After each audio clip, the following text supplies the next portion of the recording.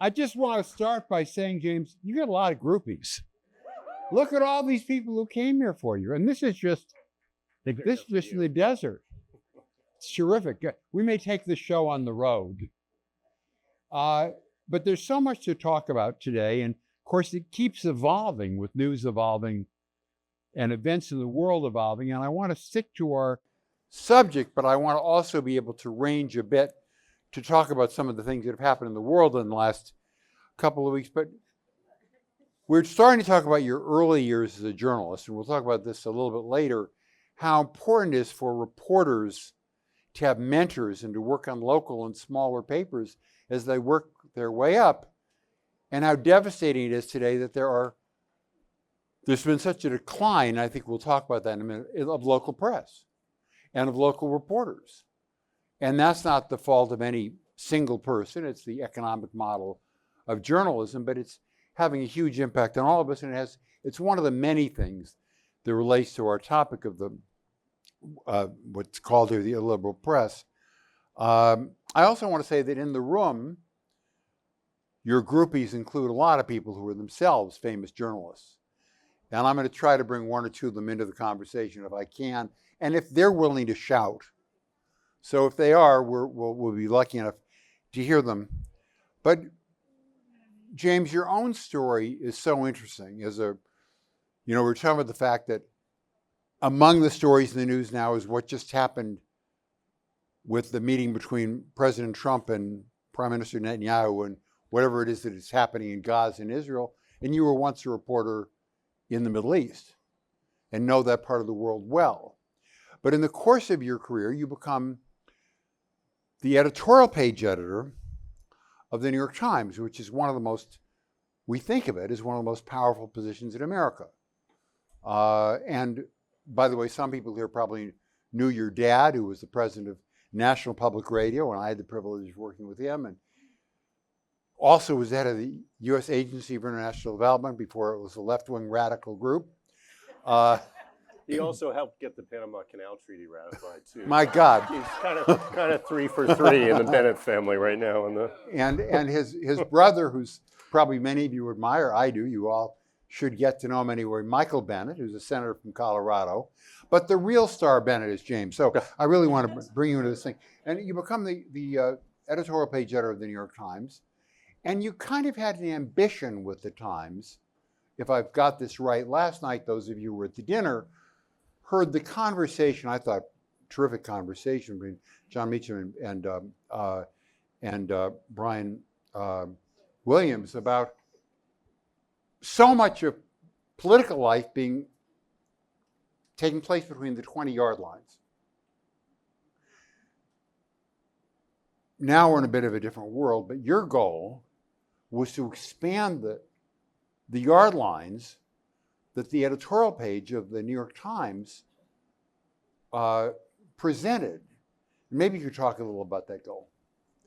Yeah, it does pick up a little bit from where they left off last night, because I think John was making the point that there's not really a... Can you all hear okay? Can you hear me? I'm sorry. Can you hear me now? Can we turn up the volume at all? Or? Am I now? Can you?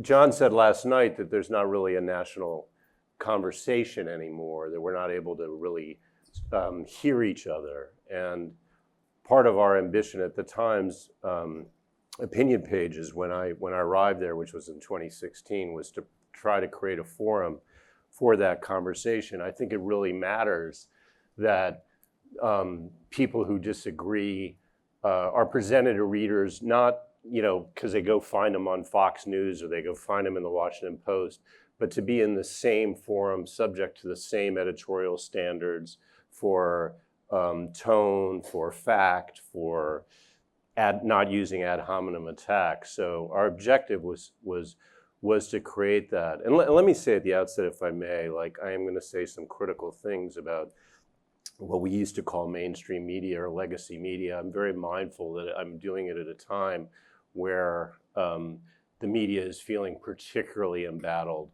and under assault, and I don't minimize any of those challenges, and I don't want to sound glib about in making any of these criticisms. I do think the legacy media does bear some responsibility for the collapse of trust.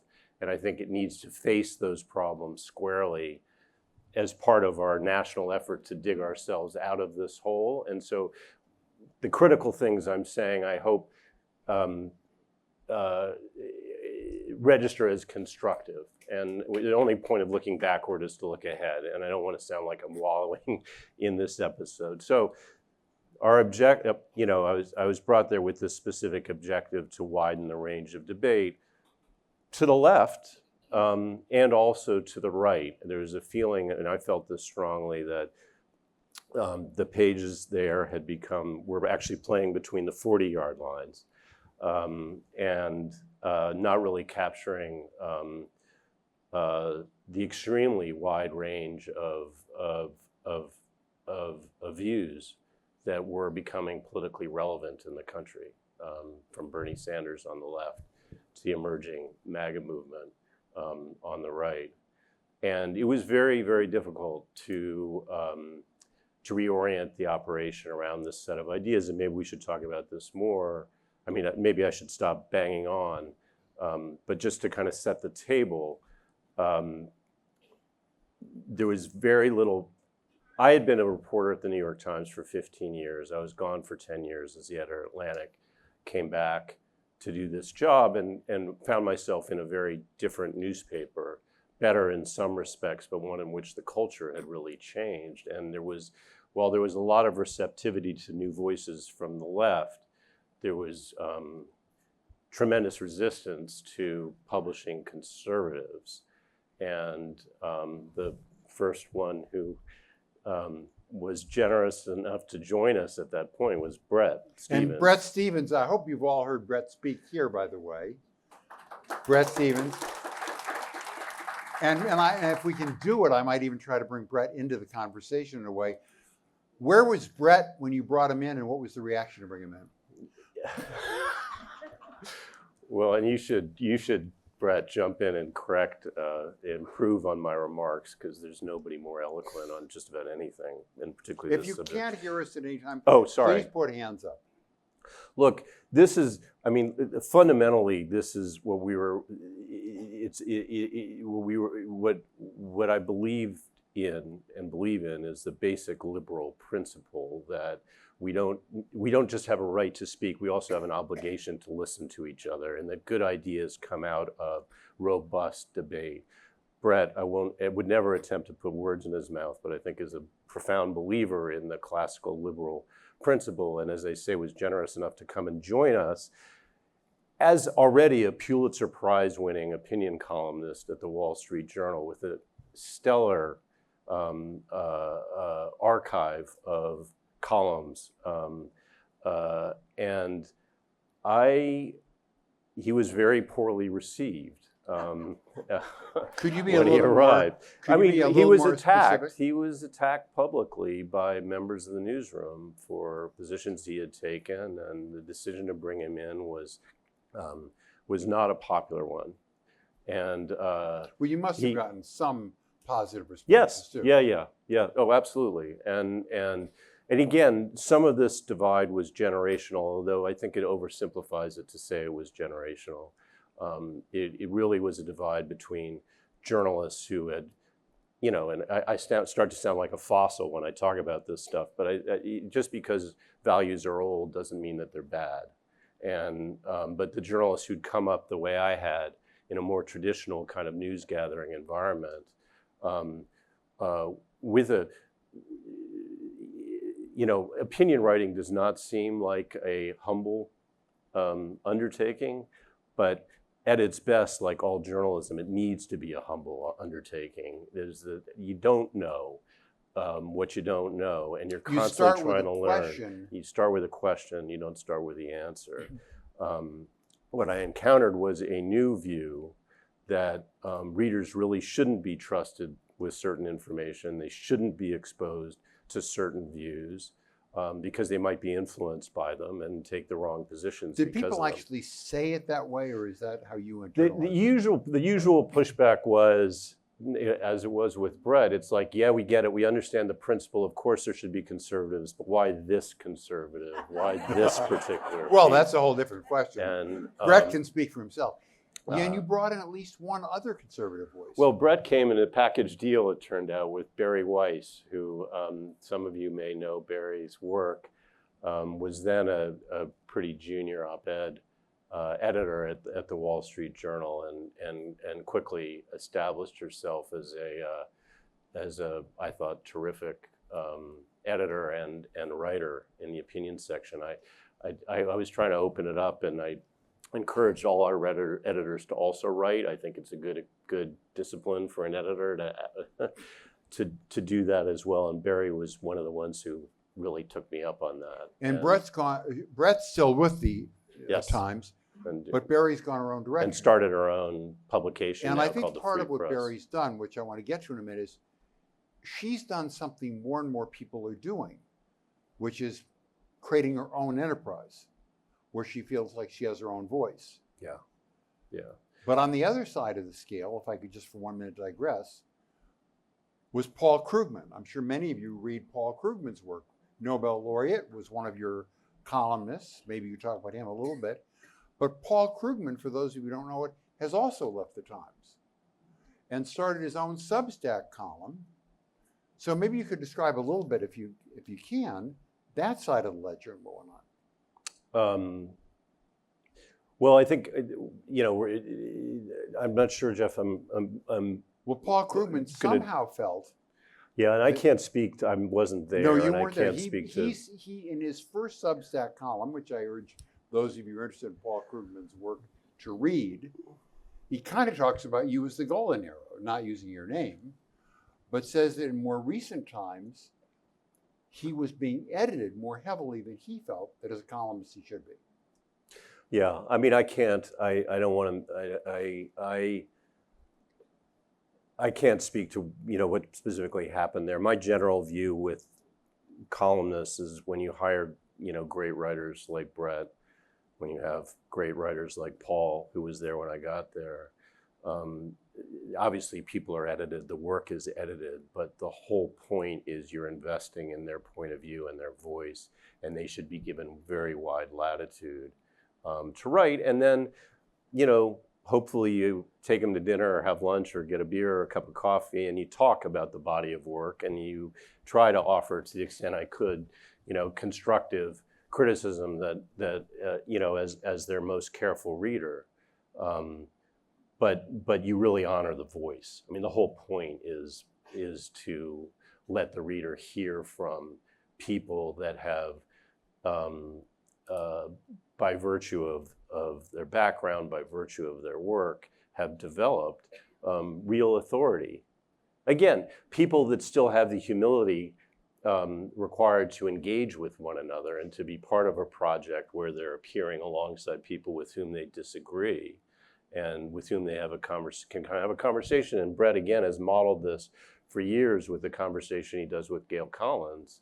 And there's just, I mean, I think there's just way too little of this in this country and right now. And I think a platform like the New York Times, a platform like the Journal offers and others are places where the few remaining places that are capable of having that kind of convening authority. When I worry about Substack, though, and Paul going to Substack and all these other people going to Substack, it's great. It's been very liberating for a lot of great writers I know, and if I had a lot of money, what I would love to do is just roll them all up and create a publication out of those writers, because a lot of the most interesting heterodox writers are having to leave institutions that no longer tolerate people who are unpredictable, and instead they're becoming solo players, and as a result they don't reach as big an audience as I wish that they did. It'd be interesting for me to know, probably for all of you to know, could I have hands of people who read one or another person on Substack? How many of you read Heather Cox Richardson? Heather Cox Richardson, who wasn't a columnist before, now has, I think, over 1 million followers. I don't know if they're all paying for her, but huge following.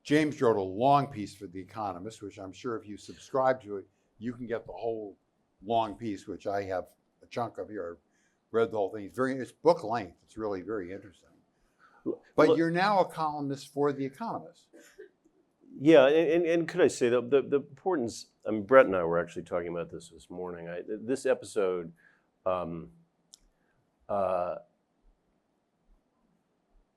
it was a crazy time, and it's understandable that people were reacting as strongly as they were. And I really don't. I don't want to sound so judgmental of that reaction. It was. I get it. I think it matters to look back on it again, because there were really two different and important and legitimate views of journalism's role that came right into conflict there, you know, and I think that places like the Times that aspire to, you know, be credible to a wide range of Americans with very different viewpoints need to wrestle with that and resolve that disagreement if they're going to regain trust. And these sorts of arguments are continuing to happen in newsrooms. I was so happy to hear on the earlier media panel, I don't know if others were there, Tyler Prager, who's a White House correspondent for the Times, said, you know, we really need to take seriously why it is people voted for Donald Trump. And we need to take seriously what the ideas are that actually resonate with people. And I was very glad to hear that. I think it's 8 years late, honestly. But that's kind of again, there's a humility there. And there's, you know, honestly, just a curiosity. This is why we get into journalism, is to learn. And Donald Trump is, you know, an incredible story. And so are his supporters. Yes. An incredible story. Yeah, yeah. And we owe it to you guys. You know, those of you who are readers in this room, you're the judges and the jury. You know, we're supposed to be the witnesses, and we're supposed to bring you the information so that you can make decisions. We're not supposed to be making these decisions for you. But I do want you to know that James is now not unemployed, as he mentioned. Right. So for those of you who get The Economist, and once again, one more plug for The Economist, one of the world's great publications, you now write a column for The Economist. Could you just for 1 second describe that to us? Yeah, I write what's called the Lexington column. We don't have bylines at The Economist, and the columns have these slightly cute names. And the weekly American column is called Lexington. I'm the first American to write it, and it sort of changes. You know, we change writers every few years. And what are a couple of the recent columns? Well, right now, like everybody else, I find myself writing about Donald Trump a lot. And this week I wrote about, you know, I am very, you know, the word retribution that he used during the campaign. I think we're seeing that retribution play out now. And I'm very concerned that, you know, there's been a lot of talk about how we're going back to the pre-Watergate era, before the Watergate reforms, you know, separated to some degree justice and the FBI from pressure from the presidency. But Donald Trump isn't just going back to the pre-Watergate era. He's doing something different, you know. And Richard Nixon's enemies list was a closely held secret until it was revealed in the Watergate investigation. Donald Trump wants you to know. And wants his supporters to know. Yeah, yeah. Both who he's punishing and who he's rewarding. I mean, he is very deliberately sending signals. And I was particularly, honestly, shocked by the decision to remove security protection from a number of people, including people who were carrying out his own policy, helping him shape his own policy, and are under threat from our adversaries. I feel like we as taxpayers owe them protection for that work. And I worry a lot about the signal it sends, the chilling effect it could have on policymaking down the road. So anyway, that's what I wrote about this week. It's not as, yeah. Part of what we've been talking about too is the decline in trust, specifically for this panel in the press. But I have to preface it by saying it's true of basically all basic American institutions. The courts, which some of the panels here about the courts, there's a substantial decline. You can see it in all the polling. There's been a negative feeling, but not decline in trust in Congress. Presidents start out a little better than they wind up later, but right now I think the Gallup poll says this is the first time a president's been underwater. Not that he isn't doing a little better than he did before, we don't know, in the last week, but he's underwater for the first time for president. More people against him than for him. That's never happened for presidents before. Universities, I think libraries are still okay, by the way, and probably writers' festivals. But the fact is, institutions are in trouble, and including the press. And what do you think can be done about that, and why do you think it is? Well, I mean, speaking for the institutions I know, the press, I do think, as I was saying, some of it is issues of leadership and editorial decision making within those institutions, and then some of it is just what's happened in the world to the business model. The technological and commercial realities have the way the ground has shifted under our feet. And you referred earlier to the wipeout of local journalism, which I think is fundamental to the story of the collapse of trust and to the institutional challenges faced by the media generally. I mean, the numbers are just astonishing. We've lost, according to the study by Northwestern last year, we've lost 2/3. I think it's a third of the paper and newspapers and 2/3 of the newspaper journalists in the country this century. That's 43,000 positions that disappeared. For those of you, it's bad for America. It's bad for journalism. It's bad for trust. And you probably don't think about this. It's bad for journalism schools. So for those of you who want to take pity on me and my colleagues, it's bad for us too. Well, I actually just think it puts more responsibility on journalism schools, because you guys have to be the ones to teach this stuff that used to be taught by editors in small newsrooms around That's the right. country. That's where you learn. Yeah. Was you can all picture it. Just a little bit of a picture. You all have the moment in All the President's Men. You can picture where Ben Bradley goes up to Woodward and Bernstein, and they're mentoring them. They're kids that are in a newsroom. They're still the Washington Post. But even newsrooms don't exist anymore. That mentoring function is largely gone. This is, as we say in the business, it's a story about a dog that's not barking. So it's a hard, in some ways, a story to tell. But when you think about what we've lost, it's impossible to measure as these papers have disappeared, like stories about sort of opportunities to create empathy among neighbors, opportunities for corrupt politicians to get away with it. All these stories that were not told at the local level, it's impossible to know the civic cost of that.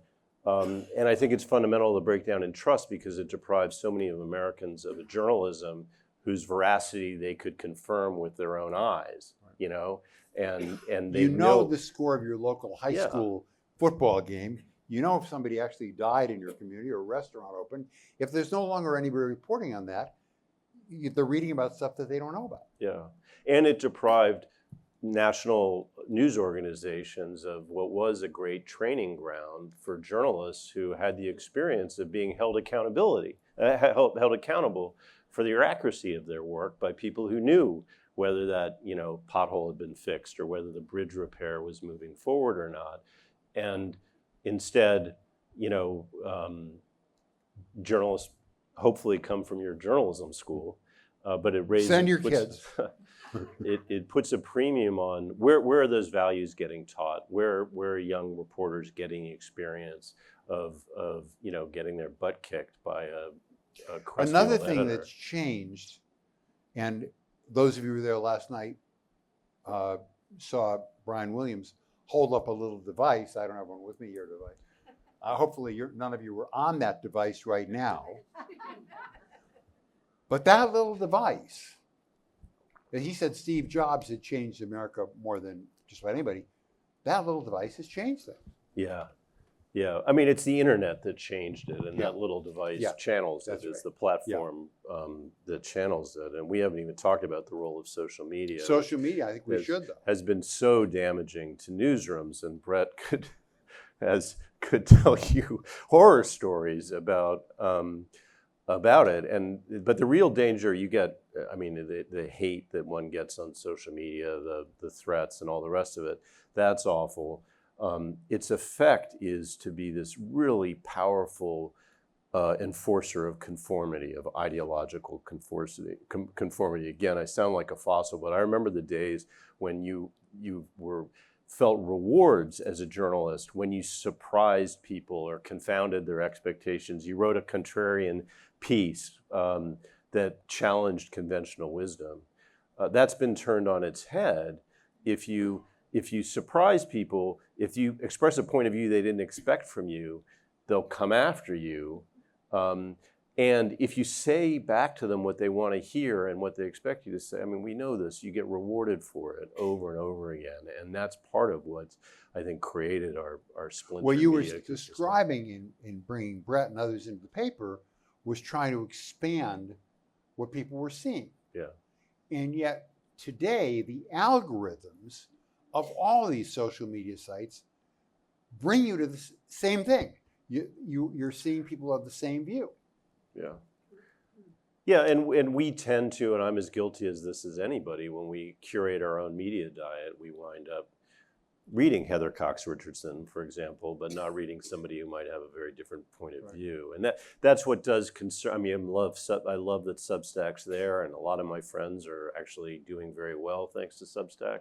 But I would love to find our way back to a media environment where readers were, exposed to, still able to choose their own adventure. Obviously, in the end, we all get to make these decisions for ourselves, but still we're exposed to other writers, and those writers were exposed to each other, because we, as journalists, very easily, and this has become a huge problem, can retreat to bubbles of our own, not just on social media, but inside our very newsrooms. And I know you're working against this problem where people are all like me, went to Ivy League schools and have similar politics and a similar view of the world. It used to be, and I don't know, we have a few journalists in the room, maybe if you can remember this, but it used to be that journalism was actually a working class profession. I don't know if any of you remember that.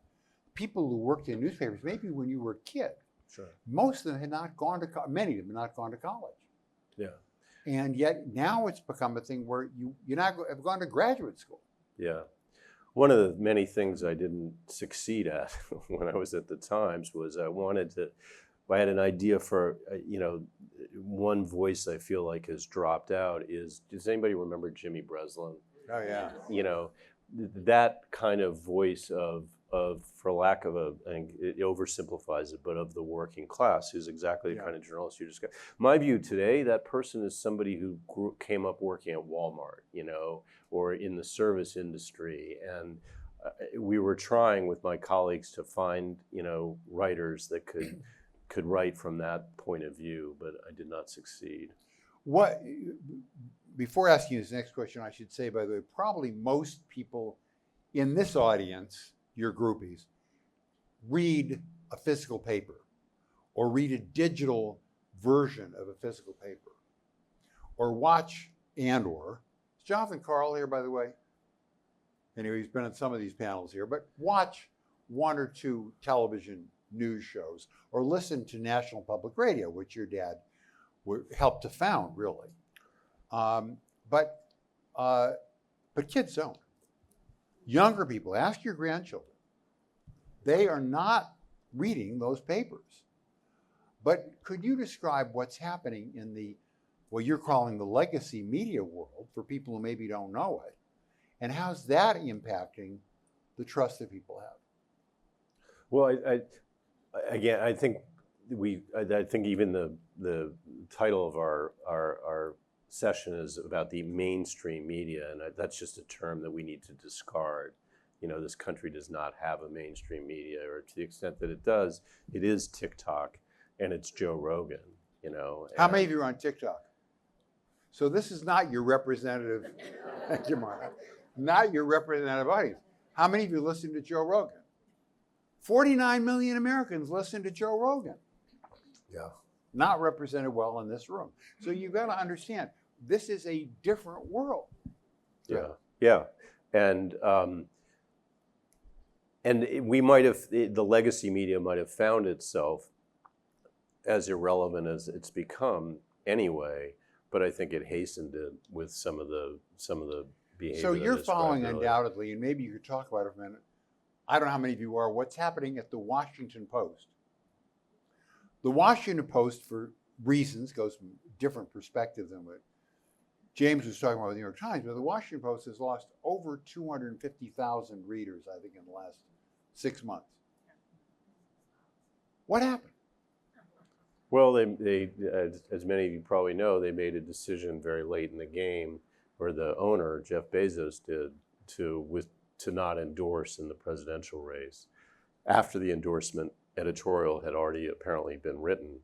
And the LA Times, I believe, went through a similar kind of episode, and readers have punished the paper for that. I think not endorsing is a perfectly defensible thing to do. The Journal doesn't endorse, right, Brett? It doesn't endorse candidates and hasn't.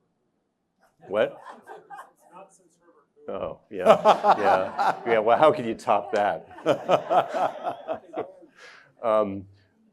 But He said not since Herbert Hoover. not since Hoover. But obviously doing it at the last. I mean, if they'd announced a year ago that they weren't going to endorse, if they'd prepared people for it, if they'd said it's just not the right role for the institution, I can make that argument. Yeah, and I think you can also make the argument that the owner of the paper should have the prerogative to decide who they endorse. But the suspicion is, whether it's right or not, that in both the cases of the LA Times and the Washington Post, decisions were influenced by ownership interests of the owner of the paper having nothing to do with their ownership of the paper. Maybe not be true, but that's widely believed. I'll go a step further. I think as long as there is an editorial board, the publisher of the paper should have an active role in determining endorsements and all the rest of it. I just think that's a proper role for the publisher. It also distracts the publisher from messing with the newsroom, so it gives them a toy to play with, and that historically has been a valuable thing too. But obviously, they should be comfortable with the point of view. And so I certainly don't. I don't think that Jeff Bezos or the owner of the LA Times was in any way not acting within their rights. I do think it was, certainly did a lot of damage. And for what it's worth, for those of you interested in editorial boards, James was sadly told to resign by the publisher of the New York Times. In case you forgot, that's our regular. But the entire editorial board, or maybe the entire editorial board, except for one person, has resigned of their own wish because they're so angry from the Los Angeles Times. So the Los Angeles Times doesn't basically have an editorial board anymore because they are so angry about the way, and they're not disagreeing the publisher had a right to do it. They're just saying they have a right to resign because they are so disapproving of what's happened in the paper. And that too goes to the credibility of the paper. This is an experiment. I don't know if it can work here. We weren't given mics to pass around the room, but let me see if anybody in the room has a question they'd like to ask of James or a point that they'd like to make. Yep, and why don't you come up here a little closer so we can just come up closer and shout your name out. My name is Elisa Harris. We heard you in a previous panel about the lack of trust in the legacy media and the lack of readership among young people in particular. And I'm wondering what you think could be done to get young people in particular to take seriously information from sources other than She's asking, suppose James were in charge of the universe, what could he do to get young people interested again?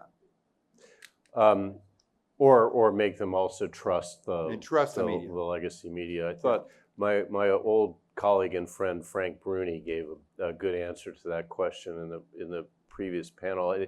But it is a little bit of a punt too, because so much of this conversation does come back to education.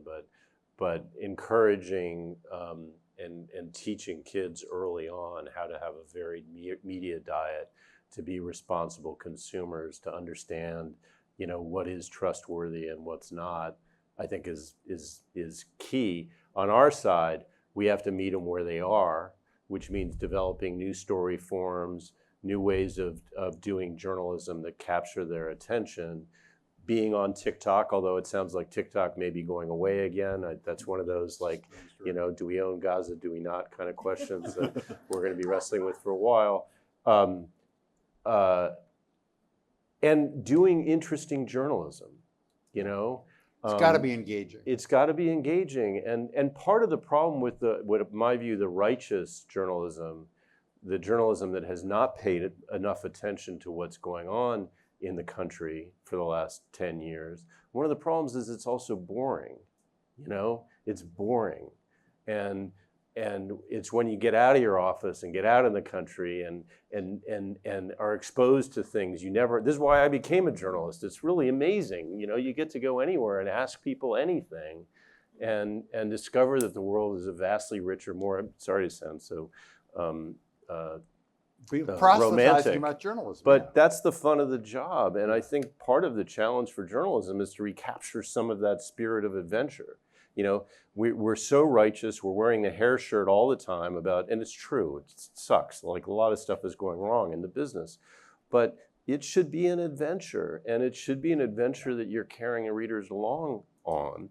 And I think we've got to find ways to communicate that to young people and make it fun for them too, to be Marna learning Schnabel alongside. has something to say, but first I want to say, among those in the room, and I don't know everybody, but I know it's a really interesting room full of people, is the current Lieutenant Governor of California, Eleni Kounalakis.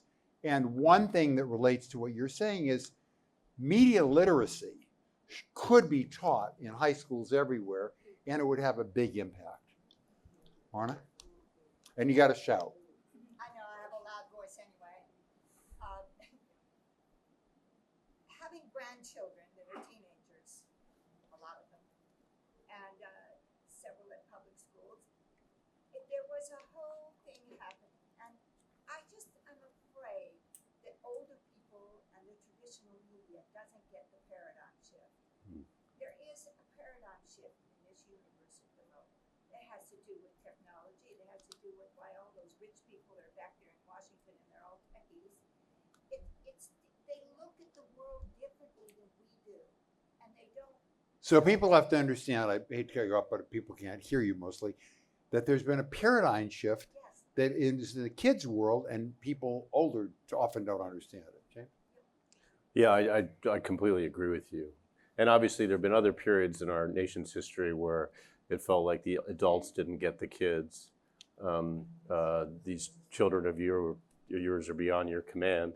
But the world is kind of cracking apart right now. There are all sorts of profound changes underway, political changes, technological changes, cultural changes that are all wrapped up together. And in that sense, it's, again, an incredible time to be a journalist, because it should be our job to be figuring that stuff out and explaining it to people in a way that they would find compelling.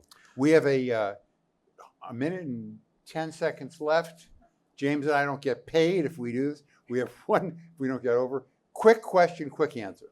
I was just going to say, Shouting. from what my mother said, my son basically predicted that Trump was going to win, weeks before, because he listens to all of his podcasts. So her son predicted Trump because he listens to podcasts that many people aren't listening to. James? Online with TikTok, and all of his friends, they were all of this young generation of Trump, which was, James, you have 40 seconds. Well, maybe you should be a journalist, your son. Let us promote the profession to everybody. There's some hands. Maybe you can grab us when we leave. I'm telling you, we have a hard out from this room. We're going to be in trouble if we don't leave. But please join me. And Thank you all for coming. Thank you so much. Thank you.